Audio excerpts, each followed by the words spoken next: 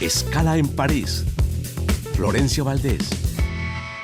Bienvenidos a Escala en París, un programa de Radio Francia Internacional y de France 24. Es un placer estar con ustedes. Más de 40.000 mujeres sirven actualmente en las Fuerzas Armadas ucranianas, o sea, un 7% del efectivo total según cifras oficiales, y 5.000 están en el frente en puestos de combate. En uno de los conflictos actuales más visibilizados y discutidos en la arena internacional, las mujeres siguen luchando por ocupar el espacio que les corresponde en el ejército. Sin embargo, Kiev no duda en promocionar la feminización de su fuerza militar, el entrenamiento de las mujeres manipulando artillería pesada. Si bien otros países como Estados Unidos, Israel o Francia pueden hacer alarde de una tasa de feminización superior, el ejemplo ucraniano no es único. Los obstáculos siguen siendo grandes para las mujeres para entrar, persistir y evolucionar en el ejército. Pensar a la mujer como una actriz de la violencia sigue siendo un gran tabú.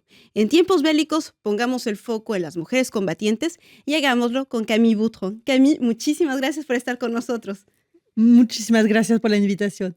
Camille, usted es socióloga, investigadora independiente, ha asesorado numerosos organismos como el Instituto de Paz o inclusive la OTAN en cuestiones de defensa y género. Usted publica en la editorial Le Peregrine Combatientes cuando las mujeres van a la guerra. Más allá del esfuerzo de guerra, la presencia femenina en el campo de batalla no es algo nuevo. Cuéntenos. No, no es algo nuevo de absoluto. En realidad, la idea de mirar a las mujeres que hacen la guerra, la idea que yo tenía originalmente cuando empecé, ya hace un par de años, muchos años ahora, era romper con esa idea de que las mujeres solamente son víctimas de la guerra y de alguna manera son pasivas, tienen que esperar que se termine. Y no es así. Y en realidad, la guerra es una especie de esfera reproductiva donde el combate es solamente una pequeña dimensión. Y hay un montón de otras actividades de las cuales las mujeres hacen parte totalmente.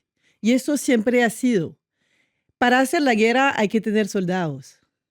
¿Quién produce los soldados? Las mujeres. Entonces, políticas de natalidad o dominación del cuerpo de las mujeres, en muchos casos de la historia, historia antigua, historia más contemporánea, podemos vincular esas comprensiones de qué es la guerra.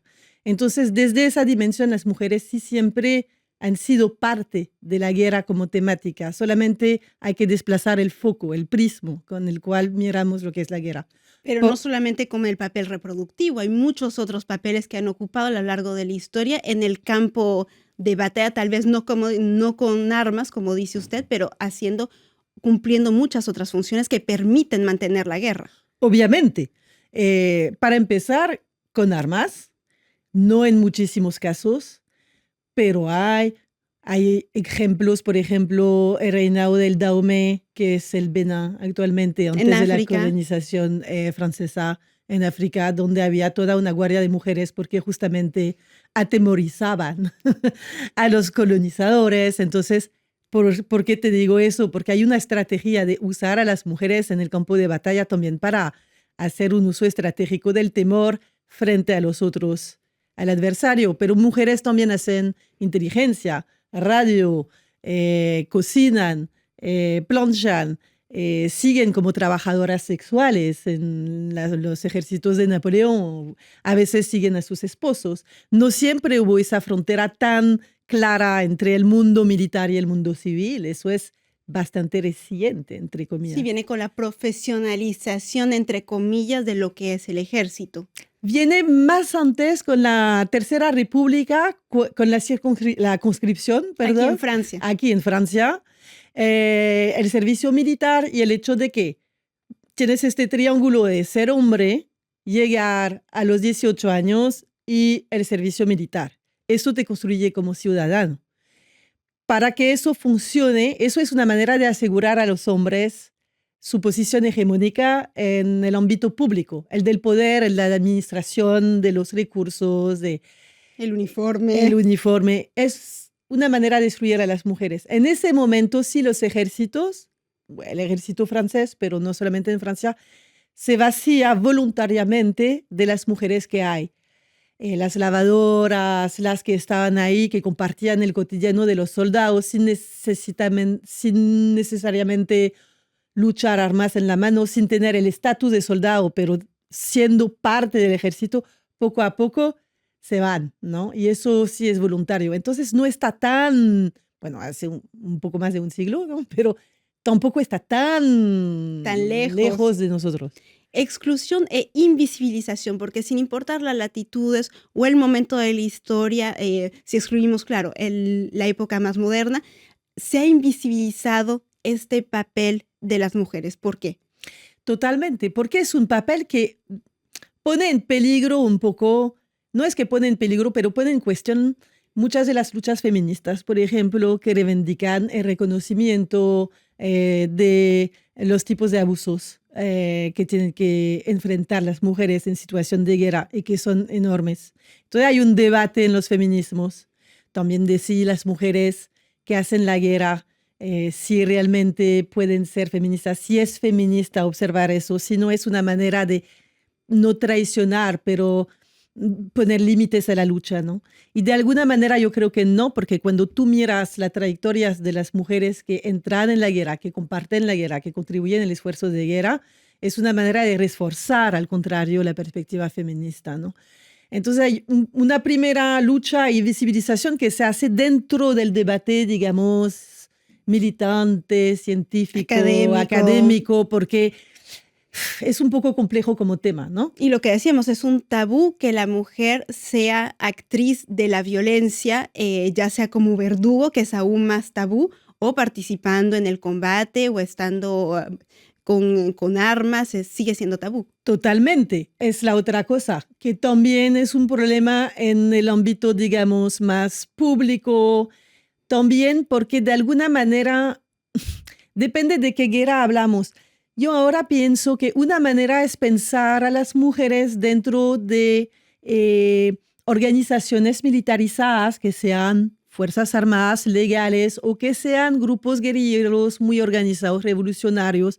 No es lo mismo para nada, pero son organizaciones militarizadas, institucionalizadas. Y tienen una jerarquía, digamos. Claro. Otra cosa es pensar el vínculo de las mujeres con la violencia.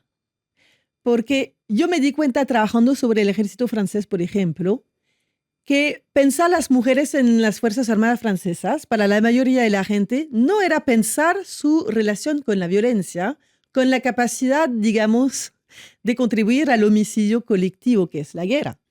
Eso es. Y entonces yo creo que hay que profundizar esa perspectiva. Eso es el tabú, la violencia, más bien que la guerra en sí. Y hablaba usted de ejército y también hablamos de guerrilla, y me gustaría que habláramos de un ejemplo que usted encuentra particularmente pertinente, porque conoce muy bien Perú y Colombia y los conflictos que desgarraron o siguen desgarrando ambos países, pero usted, la presencia femenina de las mujeres en la guerrilla de las FARC, su papel durante los acuerdos de paz y su regreso a la vida civil es un caso único. ¿Por qué?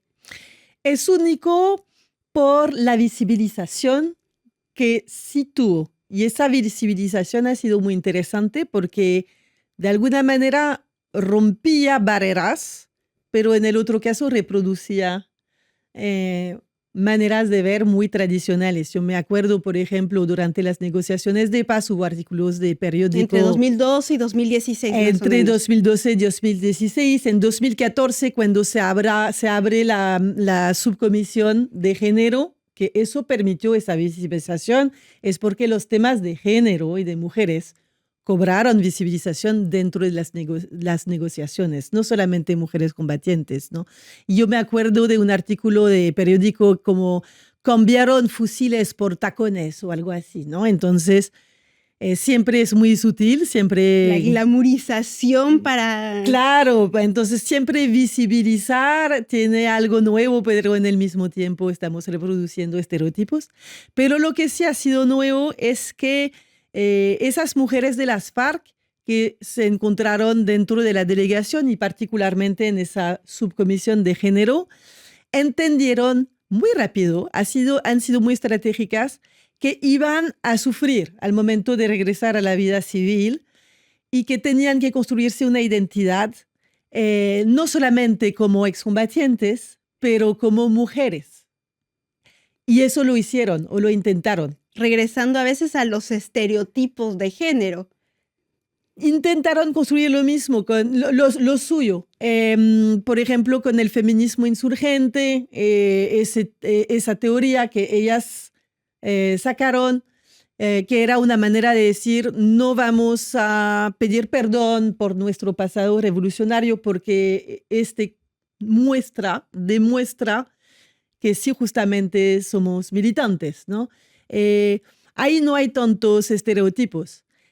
Yo creo que en todos los movimientos de mujeres vas a encontrar en algún momento mujeres que se apropian los estereotipos estratégicamente para hacerse entender. Porque en realidad, si tú tienes un lenguaje revolucionario que tú entiendes muy bien, pero que la sociedad no lo entiende, tú vas a tener que sacar las imágenes. Hay que jugar con los códigos. Exactamente. Entonces, yo creo que hay mucha estrategia política por ahí, de posicionamiento en el espacio público. Y 10 años después, pues ya casi se van a cumplir 10 años de la firma de los acuerdos de paz. ¿Qué balance haría usted de este regreso a la vida civil de estas mujeres, de las farianas, de las combatientes? ¿Han logrado jugar con esos códigos para llegar a la vida civil? Es una pregunta muy compleja. Hace falta otro libro para eso. Totalmente. Hay una investigadora que se llama Priscilla Untilawan que trabaja mucho en esos casos, así que me permito recomendar sus trabajos.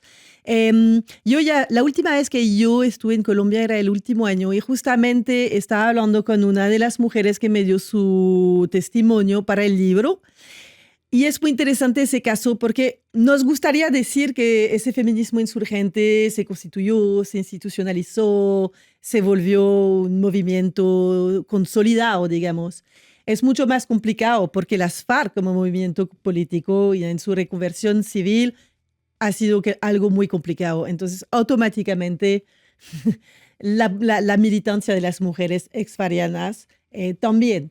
Entonces, hay que ver más bien lo que pasa en lo micro, en lo pequeño. Y, por ejemplo, Patricia, que me dio su testimonio, si tú la ves desde el exterior, está en una vida muy tradicional. Ha tenido 2 hijos, está con su esposo, están construyendo, acaban de tener las tierras prometidas por el acuerdo, están construyendo la casa, Pero si ves su cotidiano, es muy diferente. Patricia escucha Francia 24, por ejemplo, regularmente cuando hace el desayuno, se moviliza mucho, ella se moviliza mucho con las otras mujeres de la Asociación de Excombatientes. O sea, su cotidiano está marcado por un montón de pequeñas actividades que no parecen wow cuando tú quieres hacer un reportaje o demostrar algo, pero que en realidad están en ruptura con una forma de vida tradicional. Yo creo que eso es lo que hay que mirar. Es un poco aburrido desde la gran noticia, pero el verdadero cambio está más por ahí, creo. No, lo que muestra su libro también son los diferentes matices, ¿no? Las mujeres en las guerras no son solo víctimas ni verdugos, son víctimas y verdugos al mismo tiempo muchas veces, y hemos pasado de la invisibilización de la que hablaron a la visibilización estratégica porque los ejércitos se quieren feminizar, pero no quiere decir que las mujeres pueden acceder a los máximos puestos de combate o inclusive al comando. ¿Por qué todavía existe ese obstáculo? Es una muy buena pregunta. Hay una especie de hiatus, no sé si se dice en castellano, hiatus, pero porque hay un discurso, mira el ejército francés, por ejemplo, o las Fuerzas Armadas francesas en su Uno de los conjunto. más femeninos según las cifras. No, pero hay bastante mujeres, depende de qué tipo de, en fin. Y hay mujeres generales, y Francia hace parte de los países que sacaron todas las barreras para impedir a mujeres, o sea, las mujeres pueden combatir, pueden irse al frente, todo lo que tú quieras. En el papel pueden hacer lo que quieran, pero en la realidad, cuando tú ves a los mandos, no te hablo de mandos intermediarios o ni siquiera de mandos grandes, te hablo de los supermandos, de los que están con el presidente en el sótano y nadie sabe lo que se dice. Ahí está la barrera, ¿no? Ahí todavía es un mundo puro hombres. Yo creo que la reflexión se debe poner en el poder político de las mujeres que integran los ejércitos y no tanto si combaten o no. Y una vez que nos preguntamos sobre el poder político, su capacidad de decidir o demandar a igualdad de los hombres, nos damos cuenta que sí está vinculado con el hecho de experimentar el combate o no. Es un poco más complejo y ahí no tienes mujeres.